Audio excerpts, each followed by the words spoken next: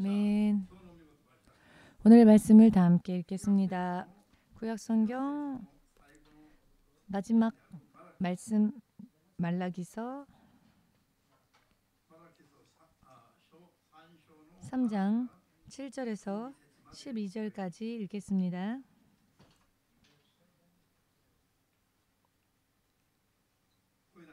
소리내어 읽겠습니다. 만군의 여호와가 이르노라. 너희 열조의 날로부터 너희가 나의 규례를 떠나 지키지 아니하였도다. 그런즉 내게로 돌아오라. 그리하면 나도 너희에게로 돌아가리라 하였더니 너희가 이르기를 우리가 어떻게 하여야 돌아가리이까 하도다.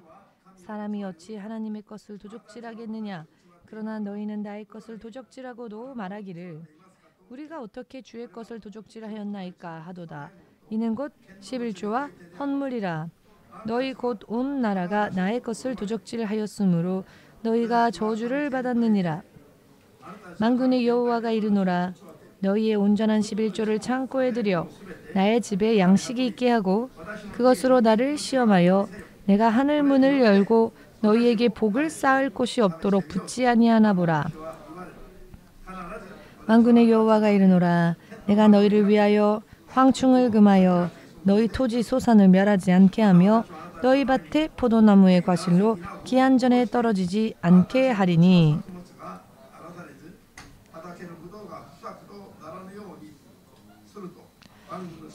너희 땅이 아름다워짐으로 열방이 너희를 복되다 하리라. 만군의 여호와의 말이니라. 아멘. 주 되신 하나님, 오늘도 믿음으로 주님 앞에 가까이 나아와 주의 얼굴을 바라보며 약속 안에서 올바른 예배를 드릴 수 있도록 이 시간 또한 주의 성령으로 한 사람 한 사람을 붙잡아 주시옵고 주의 뜻대로의 예배를 드릴 수 있게 하시사 매일매일 전진하는 믿음 반드시 도와주시옵소서. 모든 것을 주의 성령께 의탁하오니 이 예배를 통하여서도 주의 뜻만이 이루어지도록 사는 나날 동안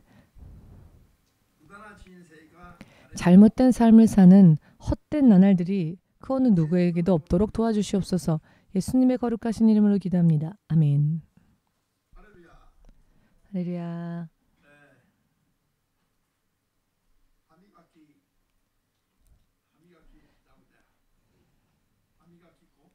칫솔, 치약 있지 않습니까?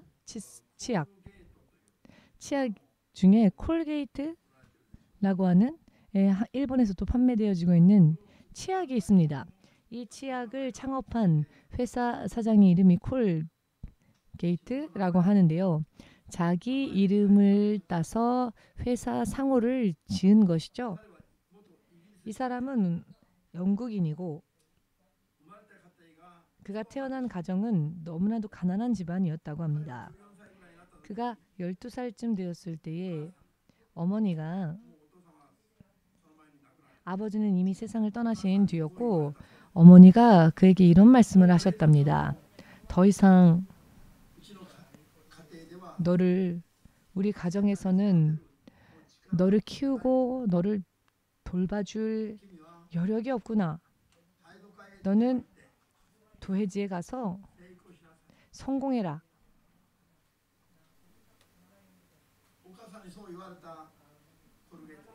이런 말씀을 어머니로부터 들은 콜게이트는 영국에서 일자리를 여러 많이 찾아다녔습니다.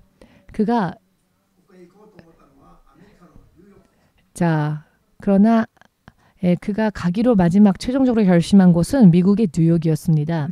그가 미국 뉴욕으로 건너가서 앞으로의 자기 인생을 성공해 보겠다. 그리고 너무나도 가난했던 어머니, 그 어머니에게 효도도 하고 싶고 일자리를 얻어서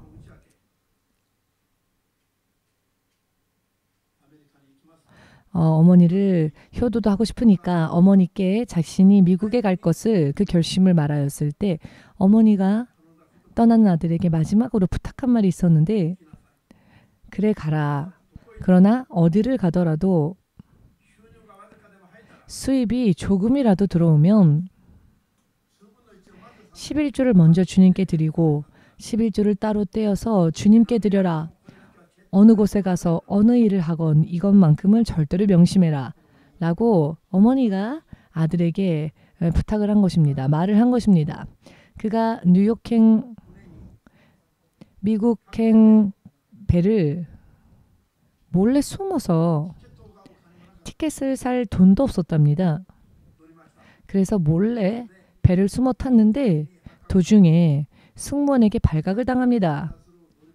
티켓을 검사하던 그 승무원에게 발각되어 어찌하여 너는 티켓도 사지 않고 표를 사지도 않고 배를 탔느냐? 그런데 이 광경을 그 배의 선장이 마침 보고 있었답니다. 선장이 그 아이에게 가까이 가서 물어보니 이 아이가 울면서 말을 잇지를 못하는 겁니다. 우는 이 소년이 어떻게 이렇게 된지에 대한 사정의 그 경위를 선장에게 설명을 하며 고백을 했습니다. 사실은 표 없이 타면 안 되는데 이 배를 타고 말았습니다. 저에게는 이 길 이외에는 길이 없습니다. 부디 용서해 주십시오. 이렇게 눈물로 호소를 하니 이 배의 선장이 이 소년의 머리에 손을 얹고는 기도를 해주었답니다. 어린 콜게이트 머리에 손을 얹고 너의 하나님께서 내가 가는 곳곳에서 너가 승리할 수 있도록 승리를 허락해 주시기를 바라노라. 이렇게 이 콜게이트는 미국에 도착을 합니다. 그가 할 수 있는 일이라고는 그 비누와 그 로션을 만드는 기술만은 알고 있었답니다. 영국에서 여기저기 공장에서 일을 하며 양초와 로션을 만드는 기술은 가지고 있었답니다. 그래서 미국으로 건너가고 난 뒤에도 이런 일을 할 수 있는 공장을 찾아서 취직을 했습니다. 그리고는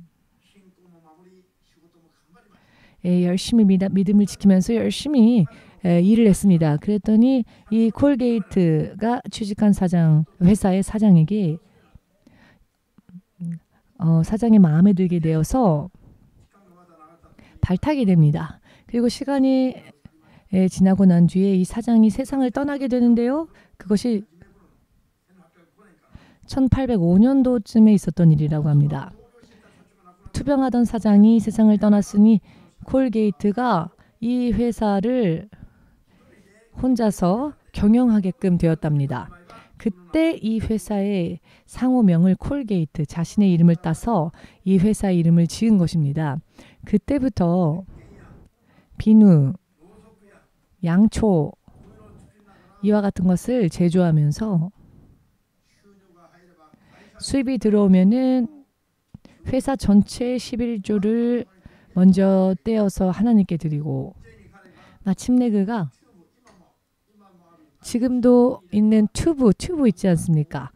치약이 튜브에 들어있지 않습니까? 그런데 이거를 처음 발명해낸 사람이 콜게이트라고 합니다. 이것이 대박이 난 것이죠. 온 세상에 날개 돋친 듯이 팔리기 시작했고 미국 시장, 치약 시장 점유율 1위를 달성하게 되었습니다. 미국에서는 그 무엇보다도 가장 많이 팔린 상품이 되었습니다. 콜게이트는 처음에 11조를 드렸는데 하면 할수록 하나님의 축복이 온몸으로 체험을 하니 그가 11조가 아닌 10의 2, 10의 3, 10의 5, 어느 때에는 10의 9까지 그의 회사는 11조가 예를 들어 이번 달 수입이 얼마인가 그래서 그 달의 수입이 11조가 얼마인가를 계산하는 직원만 30명 있었답니다. 여러분 전혀 상상이 안 되시지요? 매달 수입의 11조를 떼는 계산을 하는 직원만 30명이었답니다. 얼마나 어마어마한 금액이 수입이 있었다는 겁니까? 수익이. 30명이 계산해도 손에 붙일 정도로 이렇게 너무나도 큰 수익을 얻기 시작한 겁니다. 4명의 남자가 들지 않으면은 운반할 수 없을 정도로 그가 하나님께 드리는 11조의 액수가 성인 남자가 예를 들어서 성인 남자가 50kg 정도는 들어서 나를 수 있지 않습니까? 그런데 성인 남자 4명이 함께 들어서 운반하지 않으면 안 될 정도로 하루에 이렇게 막대한 양들의 금액을 벌기 시작했답니다. 지금도 이 콜게이트 치약을 모르는 사람은 없죠. 아마 모른다고 한다면 다른 별에서 온 사람입니다. 잠시 전에 사모님이 일본 사람들은 콜게이트 치약을 모를 텐데 앞말이 외국제는 쓰지 않고 일본 국산 제품만 일본인들은 많이 쓰는 경향이 있으니까 라고 사모님이 그런 말씀을 하셨는데 콜게이트 치약을 모르는 사람은 일본 사람이 아니라 혹성에서 온 사람 아닐까요? 옛날부터 온 세상 사람들이 다 알고 있는 치약이기도 합니다. 그가 이런 고백을 남겼습니다. 내 성공의 비결은 11조였다.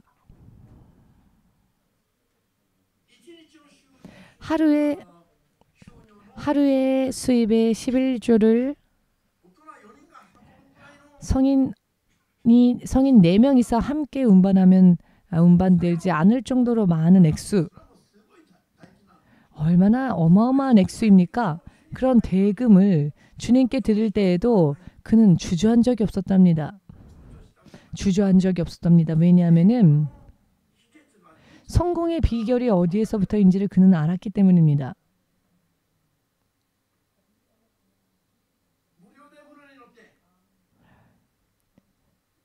공짜로 배를 타고 승무원에게 혼나면서도 무일푼 상태로 미국으로 건너갔던 가난했던 소년이 세계적인 기업을 믿음으로 신앙으로 쌓아 올리는 사람이 되었습니다. 그는 주께 드리는 것을 주저한 적이 없었답니다. 그리고 그것이 성공의 비결이었다고 말하고 있습니다.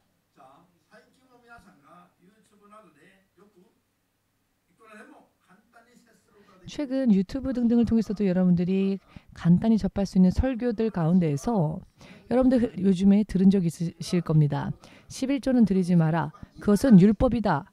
그것은 옛날 낡은 율법이다. 라고 하는 설교들. 그런 이야기를 하는 사람들은 첫 번째부터 성경의 기본을 알지 못하는 사람들이 설교자가 되어서 절대로 입에 담아서는 안 될 말들을 그 입에 두면서 설교가 아닌 설교를 하는 것을 금방 찾아볼 수 있습니다. 어찌하여 11조가 율법의 계명이라고 말을 하는 걸까요? 율법 이전에도 11조는 있었으며 믿음의 조상이었던 아브라함 때부터 아브라함은 11조를 드렸고 그 10의 1의 의미가 무엇인지를 성경은 말하고 있습니다. 그리고 신약시대 율법이 끝나고 예수께서 이 땅에 오신 신약시대 마태복음 23장 23절을 통해서 22장 23절을 보시면 11조는 형식으로 드리는 것이 아니라 하나님의 뜻에 합당하게 성실하게 하나님을 사랑하는 믿음으로 드려야 한다. 더욱더 이 11조의 중요함에 대하여서 어떻게 드려야 하는지까지 강조하시며 말씀해 주셨습니다. 예수께서 친히 말씀하신 것이 성경을 잘 알지 못하는 사람들로 인해 예수님의 말씀조차 부정되어지고만 이 세상 예수님을 따라가는 마음이 아니라 사탄에게 속고 있으면서도 자신이 사탄에게 속고 있는지조차 모르는 사람들의 이야기입니다. 예수님의 입술에서 나오신 말씀은 영원히 변함이 없는 진리의 말씀이며 그 말씀은 그 말씀을 따르는 자들에게 변치 않는 생명을 주시는 계약이기도 하고 계명입니다. 이것을 믿고자 하시는 분들은 아멘으로 주께 영광 돌리시기 바랍니다.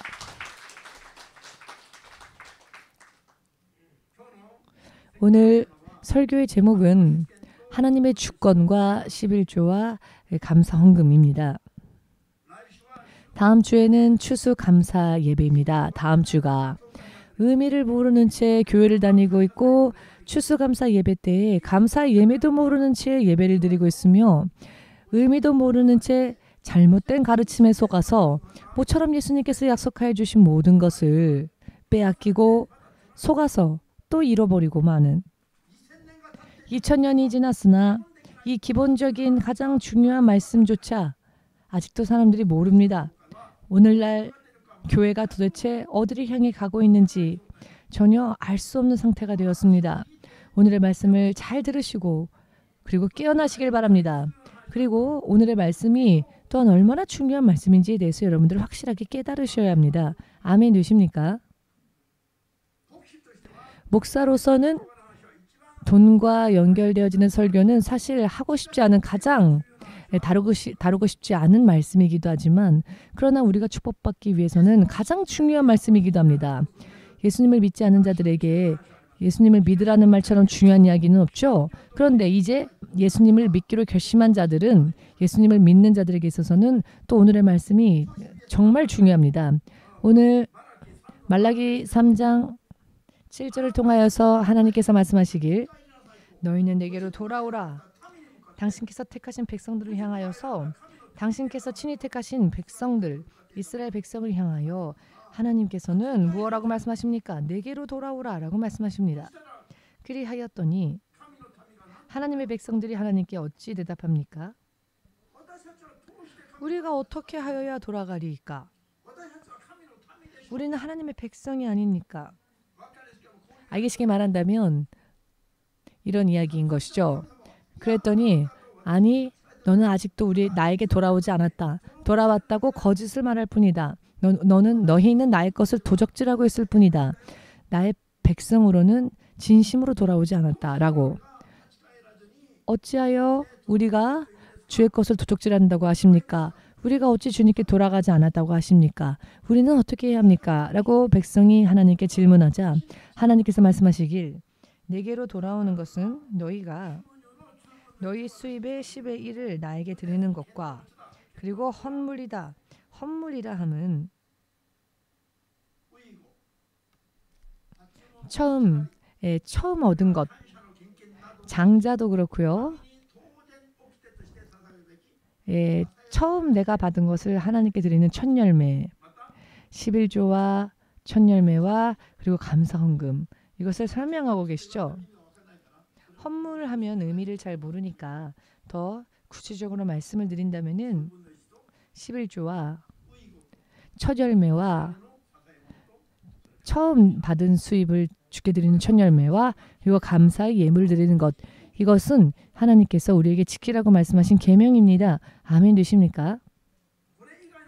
이것 이외의 헌금은 드리고 싶으면 드려도 되고 드릴 수 없다면 안 드려도 됩니다. 그러나 지금 말씀드린 이 11조와 첫 열매와 감사헌금은 하나님께서 명령하신 의무이기도 하고 명령이십니다. 아멘 되시는지요? 오늘날에는 11조는 하지 않아도 된다라고 하는 사람들뿐 아니라 첫 열매에 대해서도 대부분 설명하지 않죠.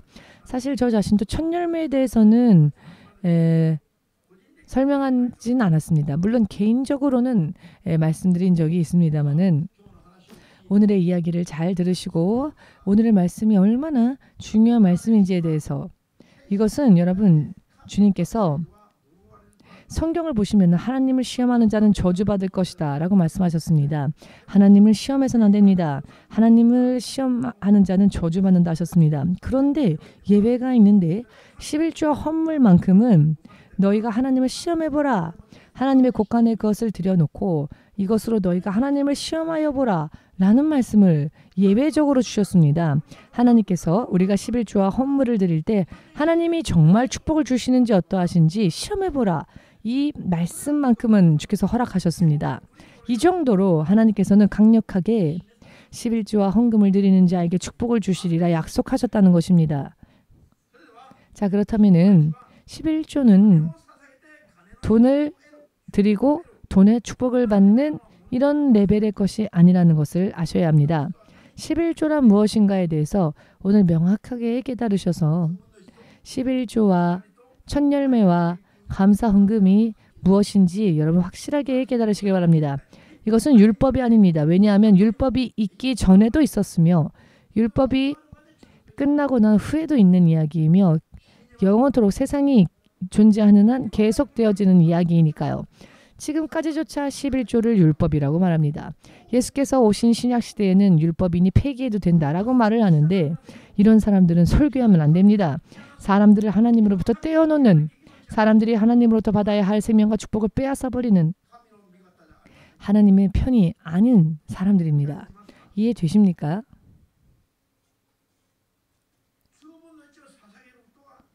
(11조를) 드리는 것은 하나님의 사람이 하나님께로 돌아가는 행위입니다. 어찌하여 11조를 드리지 않으면 하나님의 이름을 부른다 할지라도 하나님께로 돌아가지 않은 상태가 된다고 하시는 걸까? 여러분이 이 말씀에 아멘할 수 있습니까? 우리가 드리면 그 후에는 하나님께서도 자 11조를 드린 사람들의 하나님이 되십니다. 하나님과 하나님의 이름을 부르고 하나님을 믿는 자들이 모양은 형식은 믿는다고 하지만 실제적으로는 하나님과 떨어져 있는, 11조를 드리지 않은 자는 하나님과 떨어져 있는 상황입니다. 11조를 드리면은 하나님 또한 그 사람의 하나님으로서 돌아와 주신다는 것, 하나님과 또 하나님께 드린 자가 온전히 만나는 겁니다. 11조를 드리는 믿음으로 하나님은 그들의 하나님이 되셔서 약속을 지키시고 역사해 주신다는 것입니다. 이 의미를 여러분이 이해하실 수 있으십니까? 그리고 하나님께서 하늘의 문을 여시고 그리고 그 하나님께 예물을 드린 자 위에 하늘의 창을 열고 축복을 내려주시는데 더 이상 쌓을 곳이 없을 정도로 눌러 넘치도록 부어주신다고 하셨습니다. 그리고 온 세계 열방 민족들이 그 사람을 보고는 너는 참 복된 자다. 너는 참 하나님의 백성이로다. 라고 열방의 민족들도 너를 그렇게 인정하며 너를 그렇게 칭하리라 라고 하시는 놀라운 축복을 하나님은 이 말라기서 3장의 짧은 문장을 통해 설명하시는데 말라기뿐만 아니라 신약 성경에서도 나와 있는 말씀입니다. 아멘 되십니까? 자, 그렇다면 11조는 무엇을 의미하고 있는가? 여러분, 아담과 이브가 에덴 동산에 거하였을 때에 에덴 동산에는 각종 나무의 실과 과일이 있었죠. 임의대로 자유롭게 먹고 싶은 만큼 무엇이든지 간에 다 먹을 수 있도록 하나님은 허락하셨습니다. 아담과 이브는 하나님의 동산에서 하나님과 함께 할 수 있도록 허락받은 자들이었습니다. 그런데 단 하나의 조건이 있었죠. 동산 가운데에 있는 선악과는 따먹지 말라라고.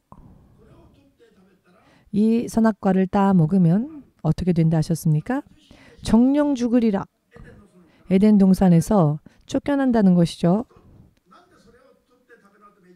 왜 그것을 따먹지 말라고 명령하셨을까요? 이것은 하나님과의 관계를 맺기 위함입니다. 아담과 이브가 하나님의 사람으로서 하나님의 동산에서 살 수 있는 조건으로서 따먹지 말라. 그러나 나머지는 다 먹어도 좋다. 이 하나 계명을 지키면 나머지는 다 자유롭게 허락되어지는 겁니다.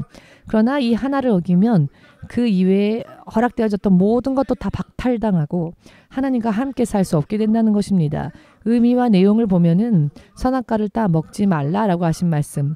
즉 이것은 하나님의 영역, 하나님의 주권이 있다는 것이죠. 하나님의 영역과 주권을 지키면 나머지는 다 하나님으로부터 축복을 받을 수 있다라고 하는 이 말씀이 11조와 굉장히 닮아 있음을 여러분 깊이 생각하시면 알 수 있을 것입니다. 10의 1을 드리면은 10의 9, 10의 9는 전부 하나님이 우리에게 자유롭게 누리도록 허락해 주신다는 겁니다. 의미가 너무나도 닮아있죠. 선악과와 11조가.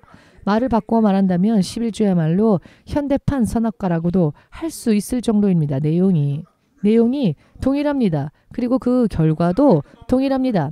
지켰을 때와 지키지 않았을 때 이와 같이 하나님과 함께 할 수 있는가? 하나님과 함께 할 수 없는가? 이것을 지키는 자에게 하나님도 하나님으로서 그와 함께 하신답니다. 그러나 이것을 지키지 않으면 하나님도 그를 보시기만 할 뿐이지 그를 도적 취급하신다는 것입니다. 이 11조는 처음 이것을 드린 사람이 바로 믿음의 조상, 믿음의 모델로서, 믿음의 모범으로서 하나님께서 인정하시고 세우신 아브라함이었죠. 아브라함이 처음으로 11조를 드리는데 이 장면이 창세기 14장에 나옵니다. 창세기 14장을 보시면 소돔과 고모라에 살고 있었던 아브라함의 조카 그의 이름을 아십니까? 아브라함의 조카. 벌써 잊어버리셨습니까? 롯. 일본어로 롯을 로토라고 하는데 일본에는 또 로또라고 하는 복권이 있습니다. 여러분 웃자고 한 얘기입니다. 긴장하지 마십시오. 할렐루야.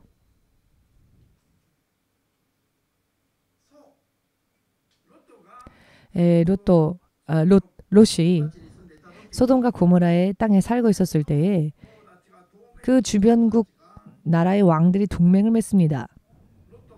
그리고는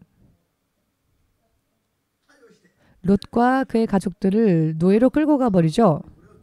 그런데 누군가가 이 사실을 아브라함에게 알려줍니다. 너의 조카 롯의 가족들이 소돔과 고모라 일대 주변 왕들에 의하여 노예로 끌려갔다라고. 이 소식을 들은 아브라함이 자기 집에서 나고 자라 단련받은 418명의 군사들을 데리고는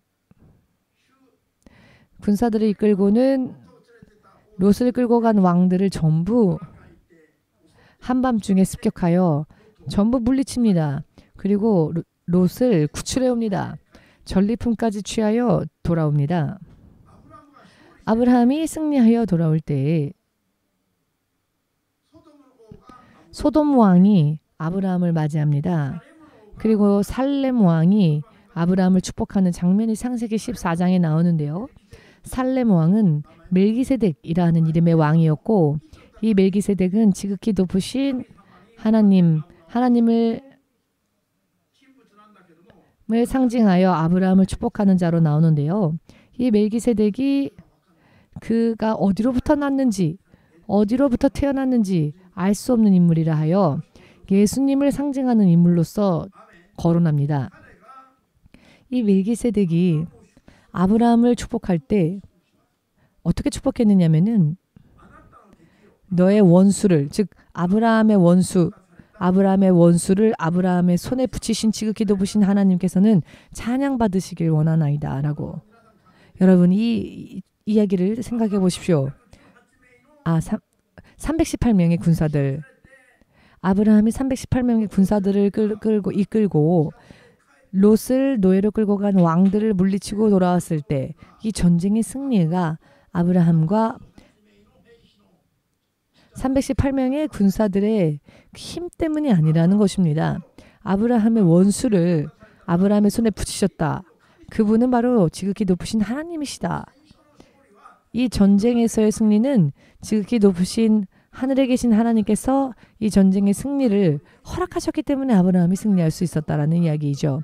그렇기 때문에 지극히 높으신 하나님은 찬양받기 합당하신 분이시다. 찬양받기 원하노라 라고 멜기세덱이 이런 이야기를 하며 아브라함을 축복하는데요.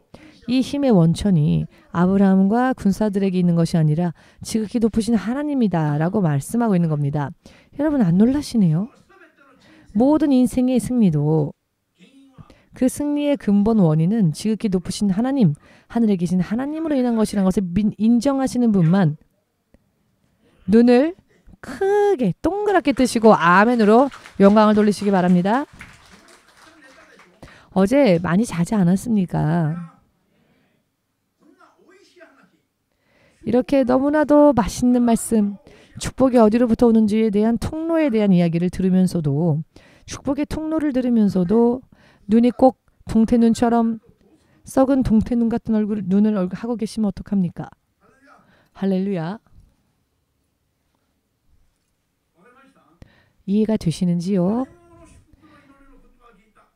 살렘 왕 멜기세덱의 기도를 그 축복을 들은 아브라함은 깨닫습니다. 그래, 이 승리를 인도하신 분은 나와 군사의 힘이 아닌 하늘에 계신 하나님께서 지극히 높으신 하나님께서 이 승리를 이 전쟁을 승리할 수 있도록 인도해 주셨다. 그 은혜로 인하여 내가 승리할 수 있었다. 아브라함은 순간 그 생각을 합니다. 순간 찰나의 기도를 통해 아브라함은 깨닫습니다. 그리고 그는 속히 서둘러서 어떠한 행동을 취했느냐면은 그가 취해온 전리품 가운데에서 전쟁하여 손에 넣은 전리품 가운데에서 10의 1을 떼서는 이 살레망 멜기세덱에게 이 11조를 바칩니다. 이것이 성경 기록에 있는 11조의 유래가 됩니다. 율법은 이 아브람 후에 몇백 년이 흘러난 후에 모세 때에 주어졌죠. 율법은 모세로부터 시작했습니다. 모세가 이 땅에 태어나기도 훨씬 전인 몇백 년 전에 믿음의 조상으로 세우신 아브라함이 율법과는 관계없이 모든 승리도 이 승리의 근본은 하나님으로부터다라고 하나님의 주권을 인정하고 그 하나님의 주권을 찬양하며 10의 1을 드립니다. 모든 것이 다 하나님이 주신 것인데 이것을 제가 믿습니다. 라는 믿음의 표시로서 10의 1을 드린 겁니다. 여러분, 그러나 이것을 왜 부정합니까? 자기가 싫으면 자기만 도망가면 될 터인데 왜 다른 사람들의 인생까지 방해하면서 11조는 율법이라고 말을 하며 왜 믿는 자들을 속입니까? 어떻게 11조가 율법이 될 수 있습니까? 믿음으로 구원받는 모범이 된 아브라함이 믿음으로 드린 행위였습니다. 이것이야말로 믿는 오늘날의 우리들도 모범으로 배워야 할 일입니다. 어차피 나의 것은 하나도 없었다는 것, 하나님이 주셨을 때 이 모든 것도 다 누릴 수 있었다는 것, 이것을 신앙으로 고백하며 10의 1을 하나님께 드릴 때 하나님의 주권을 인정한다는 것이고 10의 1을 드리면은 돈만 축복받는 것이 아니라 건강도 축복받고 이 세상에서 내가 사는 동안에 여러 많은 방면에서 하나님으로부터의 축복의 능력을 받습니다. 여러분, 11조는 돈의 축복만을 말하는 게 아닙니다. 이것은 돈을 뛰어넘어서 여러분, 에덴 동산에서 아담과 이브는 어떻게 하나님과 함께 살 수 있었습니까? 선악과라는 계명 하나를 지켰을 때 그들은 하나님과 함께 할 수 있었습니다. 동산 안에서. 그리고 동산 안에 있는 선악과 위에 모든 것을 누릴 수 있었습니다. 그러나 하나의 계명을 어겼을 때 어떻게 되었습니까? 받았던 그 외의 많은 것들도 다 잃어버렸죠. 롯의 생명도 마찬가지입니다. 롯의 생명이 어떻게 보존되어졌습니까? 하나님의 주권 안에 있었다는 겁니다. 하나님이 그것을 허락하셨기 때문에 아브라함은 그것을 금세 인정하고 10의 1을 떼어서 하나님의 주권을 감사하며 인정하며 믿음을 보였습니다. 11조라 하는 것은요, 모든 것이 하나님으로부터 나왔습니다. 모든 것이 하나님으로부터 나왔고 하나님은 당신이 주고자 하는 자에게 주실 수도 있고 거두고자 하는 자에게도 거두실 수 있습니다. 내가 무슨 수입을 얻었다면은 이것 또한 하나님의 것인데 하나님이 내게 주셨으니 내가 하나님의 주권을 인정하며 하나님께 감사합니다. 그렇게 10의 1을 떼서 드리는 것이 믿는 자들의 의무인 것이며 믿음인 것입니다. 모르기 때문에 자기 마음대로 자기 뜻대로 사는 겁니다. 이것을 드리지 않으면은 하나님 앞에서는 그 사람은 하나님의 자녀로 보이는 것이 아니라 하나님의 것을 훔치려고 온 도둑으로 보인다는 겁니다. 오늘 본문 말씀 말라기서를 통해서 읽지 않으셨습니까? 아멘 되십니까? 지금 몇 분 동안에 금세 설명이 되어진 이 이야기를 2000년이 지난 지금조차도 설교자들조차 알지 못한 채 11조는 율법이라는 이상한 소리를 하고 있습니다. 예수님은 신약시대 때 무엇라고 말씀하셨습니까? 너희가 형식으로 드려서는 안 될 것이요 성실하게 하나님을 사랑하는 마음으로 드리라고 예수님은 11조에 대해서 더 확실하게 또 말씀해주고 계시지 않습니까? 믿습니까? 그렇기 때문에 최근 우리가 수요 성경 공부 때 공부하고 있죠. 진짜와 가짜를 분별할 수 있는 영분별의 능력을 받아야 한다고. 소금은 전부 빼앗깁니다. 하나님의 나라를 유업으로 받아야 될 자가 미혹당하여 소금으로 인해 사탄에게로 돌아가고 있습니다.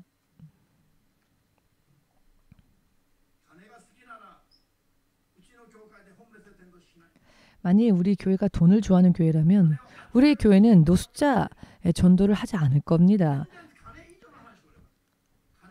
돈을 벌 수 있는 일만 하겠죠.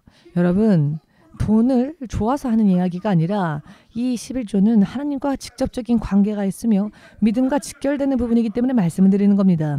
이것을 이해하지 못한다면 교회를 다니는 의미가 없습니다. 왜냐하면 교회를 다닌다고 하면서도 하나님과는 각계로 살고 있으니까요.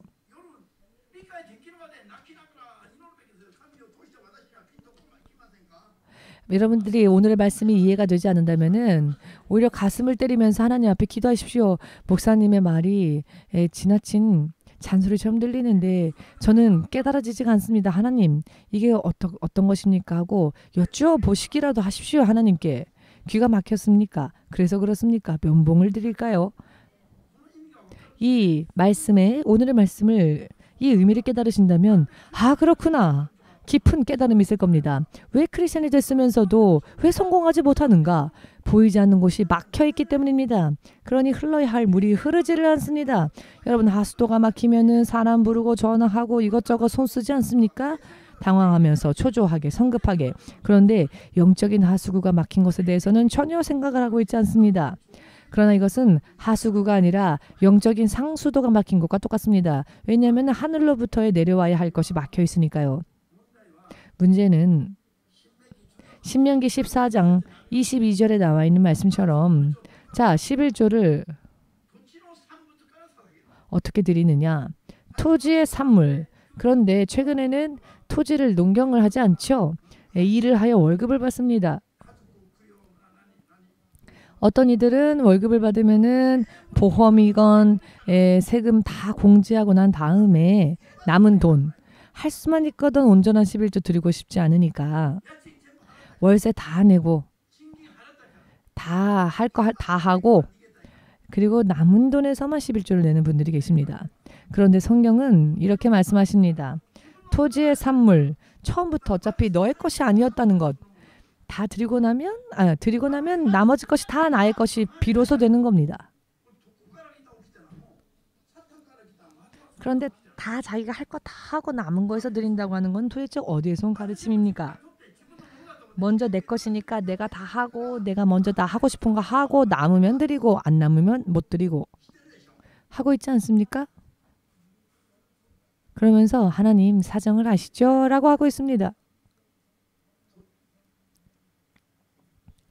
그런데 그것이 하나님의 것을 도적질한다는 겁니다.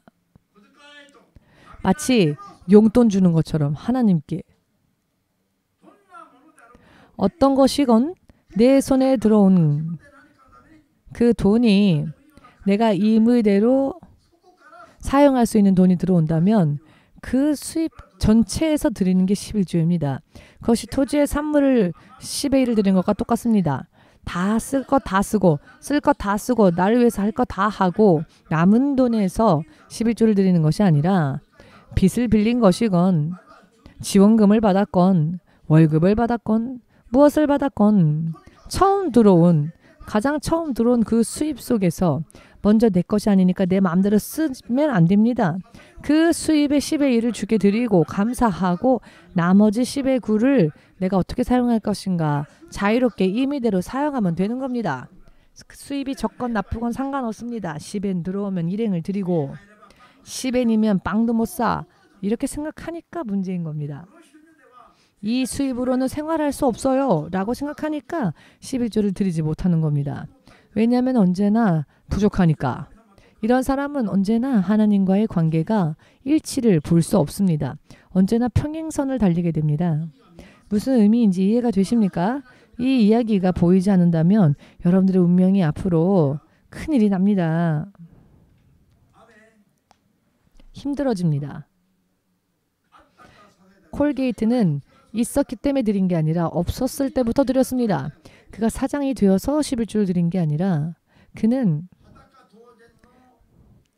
맨몸 하나와 다를 바 없는 무일푼 상태로 정처 없이 어디로 가야 할지 알 수 없는 상태에서 자기 고국을 떠나 외국으로 이주하여 처음부터 그가 마음에 결심했던 것은 수입이 무엇이든 들어오면 그 수입의 10의 1을 주님께 드리겠다 였습니다. 부자가 되고 난 다음에 드리는 계명이 아닙니다. 여러분, 주 예수께서 다시 오실 그 순간까지 11조와 첫열매와 이것은 첫열매라는 것은 여러분들이 예를 들어서 새롭게 취직을 했다. 새롭게 일을 했다. 그래서 새롭게 들어온 수입이 있다면 그것은 내 것이 아니라 하나님의 것입니다. 그것을 나의 것으로 취하는 것은 하나님의 주권을 내가 빼앗는다는 의미가 됩니다. 하나님의 것인데 내 것이라고 생각하니까 내가 내 마음대로 쓰는 거죠. 11조도 그렇지만 첫 열매도 마찬가지입니다. 하나님께서 내가 얻은 첫 것은 전부 다 나의 것이다 라고 분별하여 말씀하셨죠. 성경적으로 이야기하면은 이것은 666과 다를 바가 없습니다. 그 성격상 주님께서 제게 그것을 알려주셨는데요. 11조와 첫 열매, 가장 처음 얻은 수입은 하나님 겁니다. 그러나 그것을 내 것으로 취하면 사탄의 죄를 범하게 됩니다. 하나님의 것을 내 것인 것 마냥 내 마음대로 사용한다는 것이니까. 그것 자체가 하나님의 주권을 자기 마음대로 침범한다는 뜻입니다. 이것이 바로 11조와 첫 열매의 중요성입니다. 계명에. 굉장히 어떤 의미로 볼 때에는 엄격한 이야기처럼 들릴 수 있지만 듣기 어려운, 따르기 어려운 말씀처럼 들릴 수 있지만 그러나 하나님 안에 있는 영원한 생명을 받기 위해서 먼저 해야 되는 중요한 행위이기도 합니다. 첫 열매를 주께 드리는 것, 11조를 주께 드리는 것, 그 의미는 내가 받은 이 모든 것이 다 하나님의 것이나 하나님께서 나에게 축복으로 주셨으니 하나님의 주권을 감사하여 그 주권을 인정합니다 라고 하나님께 드리는 것. 그러면 하나님이 나머지는 우리가 자유롭게 누릴 수 있게 해주신다는 겁니다. 그것이 바로 11조와 첫 열매라는 계명인 것입니다. 하나님께 먼저 드리는 것. 그리하면 그 후의 인생은 하나님께서 책임져 주시는 의무가 하나님께 발생한다는 겁니다. 우리가 하나님의 약속을 지키면 하나님은 우리에게 그 약속을 지켜주실 의무가 생긴다는 겁니다. 무슨 의미인지 되십니까? 11조는 지금 힘드니까 일단 사용하고 난 다음에 나중에 드린다. 나가는 거는 내가 일단 범죄하고 난 다음에 나중에 회개하면 되지라고 하는 것과 똑같습니다. 그것은 옳은 일이 아닙니다. 11조는 하나님 제가 지금 너무 힘드니까 빌려주십시오 라고 할 수 없는 겁니다. 빌려주세요가 아니라 먼저 드리고 난 다음에 하나님 제가 지금 너무나 힘든 상황이니 저를 축복해 주십시오 라고 하는 게 다 순서가 올바른 순서입니다. 하나님 제가 너무 힘드니까 이 11조 좀 쓸게요. 11조 좀 빌려주세요. 나중에 한꺼번에 드릴게요 라고 하는 것은 내가 일단 죄를 범하고 나중에 그것을 회개하겠다, 미안하다고 사과하겠다 라고 하는 것과 똑같은 겁니다. 우리는 먼저 하나님의 것을 하나님께 드리고 그 후에 하나님 제가 이런 일 때문에 힘이 드는데 하나님 저를 도와주십시오 라고 기도를 해야 하는 겁니다. 그러면 하나님께서는 당신의 주권을 인정하신 그 사람의 기도를 들으시고 그 사람의 부족함을 채워주십니다. 여러분 다음 주가 추수감사 예배인데요. 신명기 16장 12절 이하 17절까지를 보시면 추수감사 예배를 드리는 기원이 나와 있는데요. 이것도요. 우리 구원과 굉장히 밀접한 관계가 있습니다. 하나님께서 말씀하시길 애굽에서 나온 이스라엘 백성들을 보고 말씀하시길 너희가 광야에서 아무런 수입이 없었을 땐 상관없지만 가나안 땅에 들어가서 수입이 생긴다면은 너희가 애굽 땅에서 어떻게 구원받았는지를 상기하고 그 구원에 감사를 드려라. 수입이 들어온 그 시점에서 감사의 예물을 드리며 감사의 축제를 열라라는 것입니다. 이것은 명령입니다. 받았는데 아무것도 받지 않은 것처럼 아무것도 하지 않는 것은 굉장히 하나님 앞에 뻔뻔한 행위이지요. 전부 하나님으로부터 받은 것이며 구원까지조차 하나님이 주셨는데 마치 아무것도 받지 않은 듯한 얼굴로 하나님 앞에 그냥 할렐루야만 한다면 그 내면과 그 입의 말이 틀리다는 겁니다. 말로는 할렐루야 하지만 그 실상 내면을 보면 마치 아무것도 받지 않은 사람인 것처럼 행동하니 하나님께서 보실 때 너는 구원받지 않았느냐? 너는 왜 감사하지 않느냐? 광야에 있었을 때에는 수입이 없으니까 감사 헌물을 드릴 수가 없었지만 가나안 땅으로 들어가서 축복을 받게 되어 수입이 생겼다면 감사해야 하지 않겠느냐? 하나님은 공수로 나오지 말라라고 하셨습니다. 즉 빈손으로 하나님 앞에 나오지 말라라고 하셨습니다. 구원받은 감사를 안다면 자기 생명이 구원받은 것을 안다면 하나님께 드리는 감사의 예물을 기쁨 속에서 드려라 라고 말씀하셨습니다. 아멘 되십니까? 감사 헌금에는 두 가지가 있습니다. 과거에 내가 구원받은 것에 대해서 감사하여 드리는 것 어떻게 드리느냐. 내가 드릴 수 있는 내 정성껏 힘껏 그리고 앞으로 장래에 있어서도 축복을 받을 것이다 라고 믿는다면은 장래의 축복에 대해서도 기뻐함으로 감사의 예물을 드리는 것. 감사에는 두 가지가 있습니다. 이미 감사할 조건이 있으니까 구원받았으니까 드리는 것이며 장래에 있어서 내가 하나님이 이런 축복을 주실 것을 믿습니다 하고 미리 예물을 드리는 것이 또 감사의 예물 중에 하나입니다. 이것이 신명기 아까 잠시 전에 말씀드린 그 말씀 하나님께서 우리에게 주신 지켜야 할 계명이라는 것입니다. 초막절, 77절, 감사절을 지켜라 라고 명령하셨습니다. 그리고 너의 있는 힘껏 힘을 다하여 드리라 라고 하셨습니다. 그리 행할 때 하나님께서 하나님으로서 계속 너희를 축복하실 것이다. 이 의미를 깨닫고 행한다면 믿음으로 행한다면 하나님의 약속 안으로 들어가는 것이 되지만은 이런 약속도 모르고 그냥 교회만 왔다 갔다 하는 거라면 교회를 다닐 때보다 안 다녔을 때 교회를 다니건 안 다니건 상관이 없고 아무런 변화가 없고 오히려 교회를 오면 힘들기만 하고 바뀌는 게 없으니까. 그러나 약속대로 신앙생활을 하면 하나님께서 하나님으로서 역사하지 않으실 수가 없는 겁니다.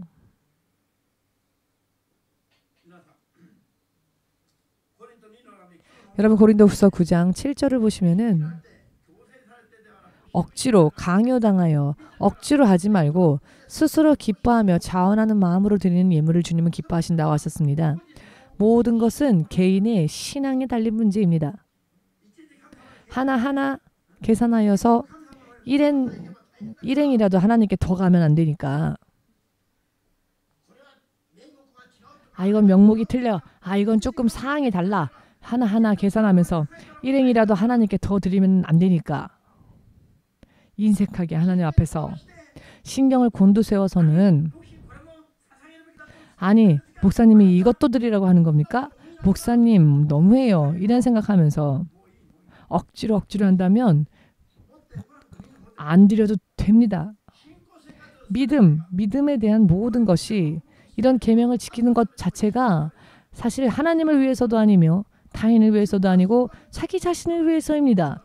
내가 구원받은 것을 인정한다는 믿음 그리고 하늘의 문을 열어 하늘에서 내려오는 축복을 영원히 받고 그 하나님 나라에도 들어가기 위해서 결국은 나 자신을 위해서 하나님의 계명을 지키고 순종하는 겁니다. 아멘 되십니까? 사람이 계산을 하면 하나님도 사람을 계산하십니다. 사람이 계산할 때 하나님도 사람을 계산하십니다. 여러분 그러나 하나님으로부터가 아니면은 어떻게 영원한 생명을 얻을 수 있습니까? 그런데 하나님 앞에 인색하게 계산을 합니까? 그러면 주님께서 그래 나도 너에게 영원히 줄 그 생명의 구원을 내가 너에겐 주지 않겠다 하신다면 어떻게 되겠습니까? 우리는 그 구원을 얻을 수 없습니다. 천하의 모든 것을 다 팔아서 하나님께 내 생명의 대가로 드려도 그것으로 내 생명을 살 수 없습니다. 만일 우리가 하나님 앞에서 계산할 때 하나님께서도 나도 너를 계산하겠다.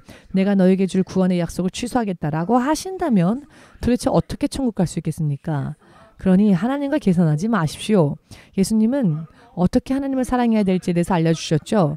먼저 마음이 있다면 마음을 다른 데에 따로 떼어두지 말고 하나님께 다 드리고 기분, 감정, 힘이 있다면 생명이 있다면 다른 것들을 위해서 따로 떼어놓지 말고 먼저 하나님을 향하여 다 하라. 그리고 하나님으로부터 오는 것으로 인해 살아라. 이것이 바로 거듭난 크리스찬들의 삶입니다. 나를 위해서 따로 떼어놓고 하나님 앞에 계산하면서 하나님의 얼굴색을 안색을 살피면서 머리 굴리는 자들 그런 사람들 인생이 피곤해질 뿐입니다. 할렐루야. 무슨 의미인지 이해가 되십니까? 이것은 먼저 목사들이 들어야 할 설교입니다. 온 세계의 목사들이 보지 못하는 목사들이 많습니다. 성경을 읽어도 의미를 깨닫지 못하고 있으니까요. 11조를 드리지 않는다는 것은 현대판 선악과를 따는 것과 마찬가지입니다. 에덴 동산에서 나머지는 다 이민대로 자유롭게 누릴 수 있었지만 선악 하나를 따먹으면 나머지 것도 빼앗길 수밖에 없었죠. 11조도 똑같습니다. 하나를 드리면 9을 누릴 수 있는데 하나조차 지키지 않으면 나머지도 주님께서 지켜주지 않으신다는 겁니다. 얼마나 무서운 사람들이 많은지 아십니까? 무서운 이야기들을 태연하게 아무렇지도 않게 설교라고 내뱉는 사람들 많습니다. 인터넷 검색하면 11조는 율법이니까 드리지 말아라 라고 하는 사람들 엄청 많이 나옵니다. 그것은 옛날에 있었던 이야기다라든지 이런 이야기들 얼마나 많이 나옵니까? 제목만 봐도요. 그 내용이 뻔합니다. 여러분 11조는 하나님께 드리는 겁니다. 아멘 되십니까? 성경을 이해하지 못한 자들은 설교하면 안 됩니다. 자기도 망하지만 남들까지도 망하니까요. 오늘의 말씀이 납득이 되지 않는다면 밤에 아무 생각 없이 자지 마십시오. 아무 생각 없이 밥 먹지 마십시오. 나의 영원한 생명을 불쌍한 마음으로 생각하며 기도하십시오. 여러분들 지금의 이 얼굴빛은 어떤 얼굴빛인가요? 왜 그런 이야기를 저한테 하시는 거죠? 라고 하는 그런 얼굴일까요? 아, 오늘 이 설교 안 들으면 좋았을 뻔했다. 아, 들었으니 어떡하지? 고민이 되는 겁니다. 혹시 그런 얼굴은 아니신 거죠, 여러분?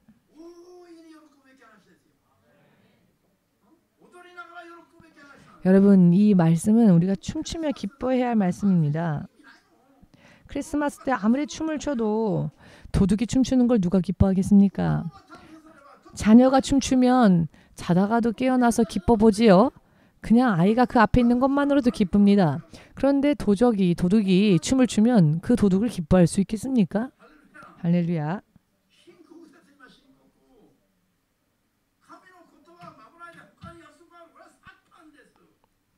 11조도 드리지 않으면서 하나님으로부터 축복을 바라라고 하는 것은 그것은 사탄적인 것이며 11조는 드리면 안 된다라고 하는 것도 미혹의 가르침입니다.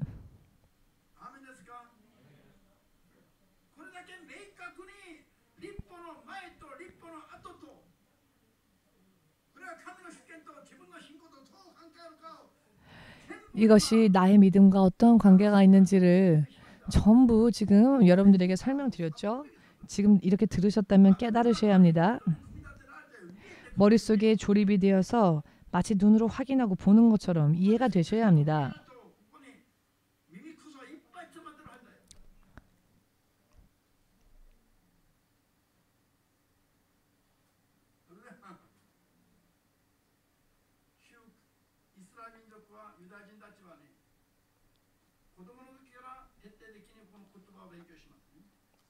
유대인들은 어린아이 때부터 율법을 철저하게 공부합니다.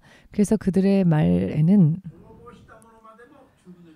도둑질한 것도 11조 드려야 한다라는 말이 있을 정도입니다. 11조에 대한 개념이 철저하답니다. 내가 훔친 것도 10의 1을 드려야 한답니다. 남의 것을 훔쳐온 주제에 남의 것을 훔쳤으면서 그래도 하나님 것까지 훔칠 수 없으니까 이 수입의 10의 1을 하나님께 드려야지 라고 한답니다. 이렇게 유대인들에게는 11조의 개념이 철저하게 들어와 있답니다. 이 유대인들이 어떻게 되었습니까? 사람들에게는 미움을 받았지만 하나님에게는 축복을 받지 않았습니까? 이 유대인들의 이런 믿음을 보면 이 11조에 대한 축복을 고스란히 받아서 지금 온 세계에서 가장 부자 나라는 미국 아닙니까? 그런데 미국 경제의 80%를 쥐고 있는 자들이 눈에 보이지 않는 데서 쥐고 있는 자들이 유대인들이랍니다. 세상 사람들 다 알고 있는 이야기입니다. 역사가 증명하는 이야기이기도 하죠. 하나님은 살아계시며 이렇게 약속을 지켜주시는 하나님이시다라는 것. 살면 결과가 나옵니다. 미국이 전 세계 경제의 절반은 미국의 비중이 있는데요. 온 세계의 경제를 그 돈을 전부 모아도 미국이 그 절반을 차지하고 있답니다. 이런 미국의 막대한 돈, 그 돈줄에 80%를 쥐고 있는 게 유대인들이랍니다. 그래서 미국이 이스라엘을 버릴 수가 없죠. 이스라엘을 냉대할 수가 없습니다. 이스라엘이 아무리 작은 나라랄지라도 미국이 얻지 못합니다. 미국이 이스라엘에게 이래라 저래라 명령하지 못합니다.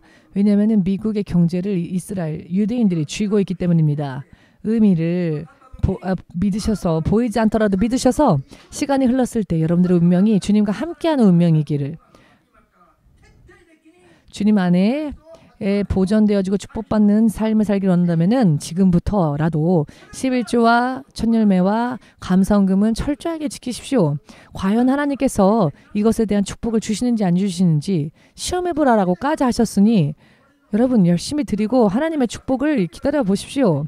하나님을 시험에서는 저주받습니다마는 이 11조와 이 헌금에 대해서만큼은 하나님께서 당신을 오히려 시험해보라. 축복이 너에게 오는지 안 오는지라고까지 말씀하셨습니다.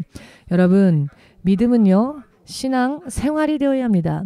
신앙이 신앙으로만 끝나면 안 되고 생활이 되어야 합니다. 모두 함께 믿음은 마음으로부터 시작하여 행위와 생활에서 완성해야 하는 것이다. 아멘 되십니까?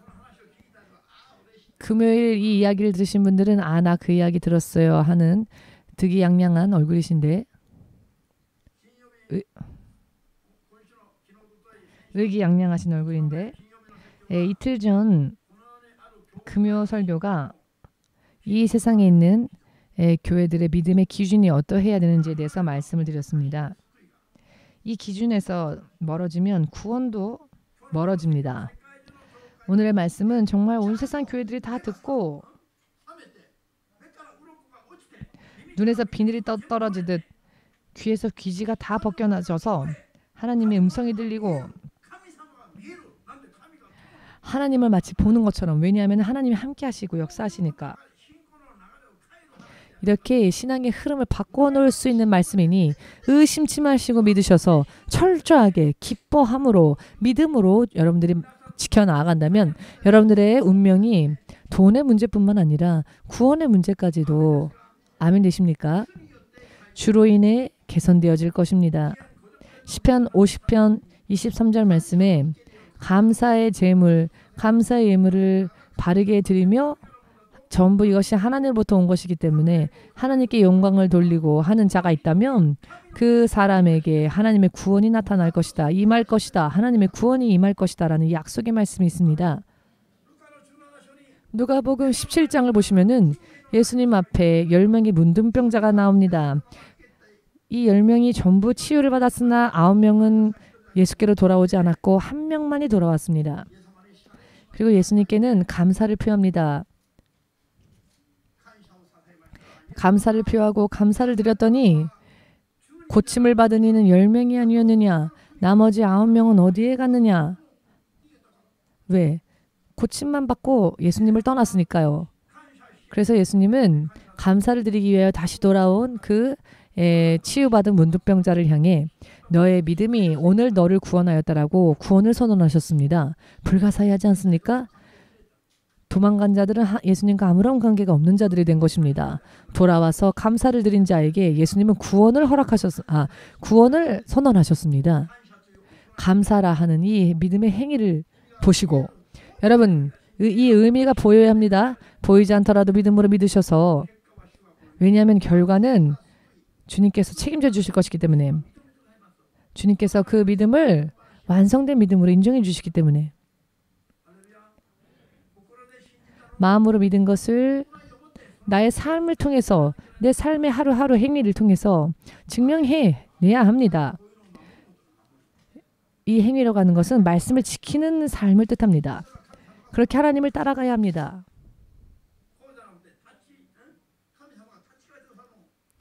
우리가 이렇게 할 때 하나님은 우리에게로 돌아와 주십니다. 하나님이 우리에게 우리를 떠나셨었던 것은 우리가 하나님 앞에 도적질하던 자였기 때문입니다.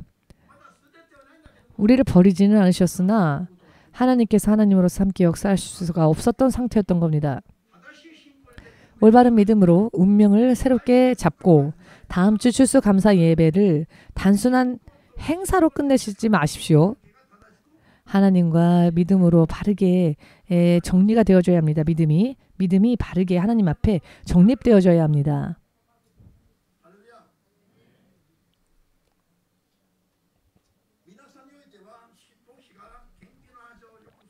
여러분들은 목사님은 헌금 얘기를 너무 자주 하신다라고 할지 모르지만 외부에서 우리 교회 설교를 동영상으로 접하는 한국인 신자가 신 목사님은 헌금에 대해서는 설교하지 않는 목사님으로들 알고 있답니다.